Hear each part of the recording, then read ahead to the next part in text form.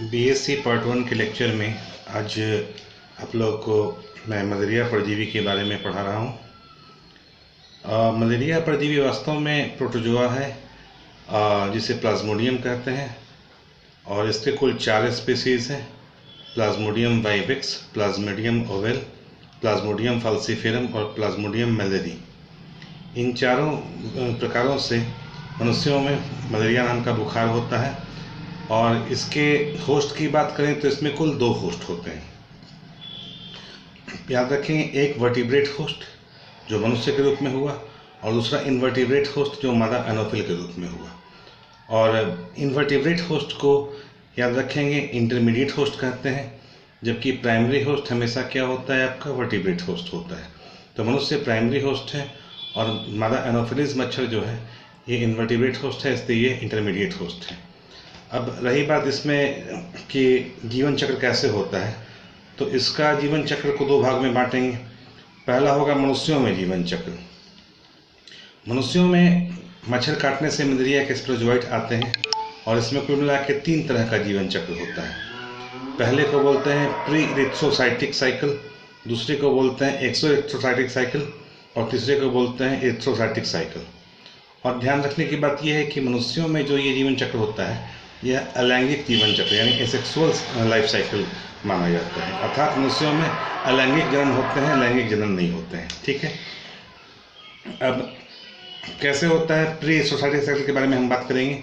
जब कोई संक्रमित मादा एनोफिलिस मच्छर किसी स्वस्थ व्यक्ति को रक्त ग्रहण करने हेतु काटती है तो अपना लार जो है, सलाइवा जो है, ताकि रक्त का थक्का नहीं जमने पाए, मनुष्य में ये छोड़ती है। और सलाइवा के साथ ही मलेरियल पैरासाइट के स्पोरोजोइट्स मनुष्य के शरीर में रक्त में प्रवेश कर जाते हैं। ठीक है, कुछ देर के बाद ये रक्त से सीधा लीवर में चले जाते हैं और लगभग 10 घंटे का वक्त होता है। इसमें ये रक्त से पूर्णतः गायब होकर के सारे स्पोरोजोइट कहाँ चले जाते हैं, लीवर की कोशिकाओं में चले जाते हैं, जहाँ पे प्री सोसाइटी साइकिल शुरू होता है। यहाँ पे ये मल्टीपल फिशन करते हैं और इसके साथ ये 1000 यानी एक स्पोरोजोइट से 1000 क्रिप्टोमेरोजोइट्स बनते हैं। ठीक है, और इस पूरे प्रक्रिया में लगभग 10 से 14 दिन लगते हैं, जिसको इंक्यूबेशन पीरियड बोलते हैं। अर्थात इस पीरियड में कोई मलेरिया बुखार के लक्षण प्रकट नहीं होते हैं, बल्कि मलेरिया अपनी संख्या बढ़ा रहा होता है लीवर सेल के अंदर। ठीक है, अब इसके बाद दूसरा साइकिल जो होता है एक्सो इरिथ्रोसाइटिक साइकिल।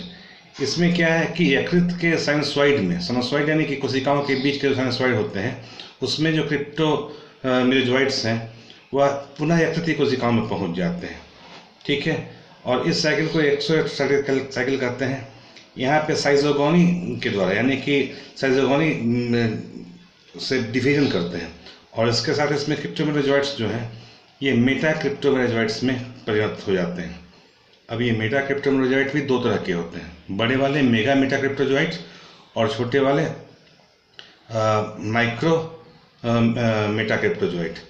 ठीक है, अब यहाँ पे जो मेगा मेटा क्रिप्टोजोइट होते हैं यहाँ से ये रक्त में चले जाते हैं, रक्त की कोशिकाओं में जाकर के ये इरिथ्रोसाइटिक साइकिल शुरू करते हैं।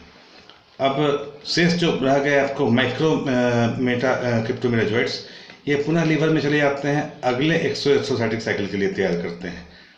ठीक है, अब इरिथ्रोसाइटिक साइकिल में क्या होता है, यहाँ पे मेगा मेटा क्रिप्टोमेरोजोइट्स जो हैं ये रक्त में प्रवेश करते हैं और अमीबॉइड होकर के ये लगभग गोलाकार रूप लेकर के आरबीसी के शेप में आने लगते हैं और आरबीसी को लगभग पूरी तरह से स्थान ग्रहण कर लेते हैं।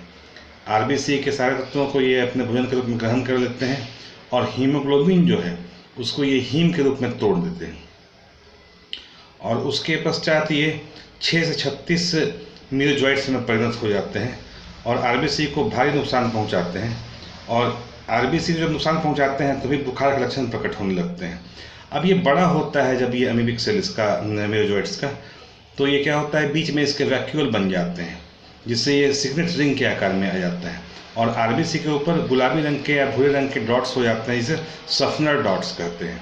ठीक है, और ये बार बार पुनरावृत्त होते हैं। एक बार जब ये प्रकट हुए टॉक्सिन रिलीज करते हैं, बुखार आता है काफ़ी ठंड के साथ, और उसके जब ये ख़त्म हो जाता है पहला साइकिल तो तेजी से बुखार उतर भी जाता है और दूसरा साइकिल जैसे शुरू होता है पुनः दूसरे बुखार का दौर शुरू हो जाता है। अर्थात मलेरिया पैरासाइटिक इन्फेक्शन में ठंड देकर पीरियडिक बुखार एक खास समय के अंतराल पे आते हैं जो चारों मलेरियल स्पीसीज के लिए अलग अलग टाइम पीरियड में होते हैं।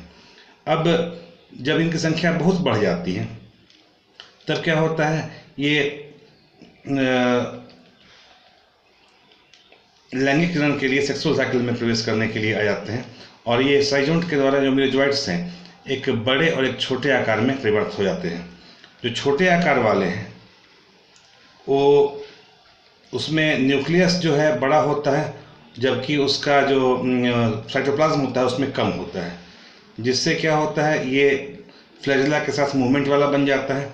और दूसरा जो बड़ा होता है इसमें न्यूक्लियस छोटा लेकिन प्लाज्म बहुत ज़्यादा हो जाता है, ये कायरस से मादा गैमेटिक सेल के रूप में परिणत हो जाते हैं, अर्थात मेरोजोइट्स अब गैमेटोसाइट्स में परिणत हो जाते हैं और रक्त में ये तैरने लगते हैं। और जैसे ही कोई नया मादा एनोफिलिस मच्छर इंसान को रक्त लेने के लिए काटती है तो रक्त के साथ ही ये एनोफिलिस के पेट में पहुंच जाते हैं। वहाँ पे जाइगोट बनते हैं, यानी ये दोनों छोटे और बड़े वाले गैमेटोसाइट्स मिल करके जाइगोट बन जाते हैं।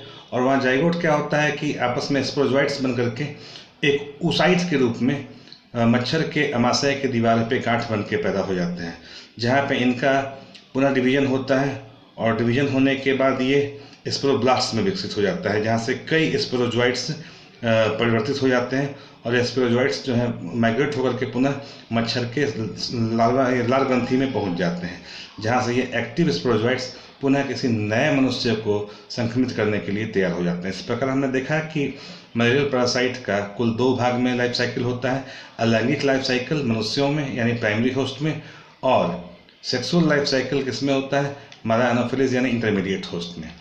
तो ध्यान रखेंगे कि जब लाइफ साइकिल पे प्रश्न आएगा तो ये दोनों पार्ट लिखना है, और मैंने जो नोट्स दिया है उसमें ये डायग्राम आप लोगों को दे दिया हुआ है, उस डायग्राम को देख लेंगे, उसको ऐड करेंगे और साथ में चारों मलेरिया के जो प्लाज्मोडियम के जो प्रकार हैं उनके इंक्यूबेशन पीरियड अलग अलग होते हैं और रिलैप्स पीरियड अलग अलग होते हैं, उस दोनों के पीरियड को लिख लेना है।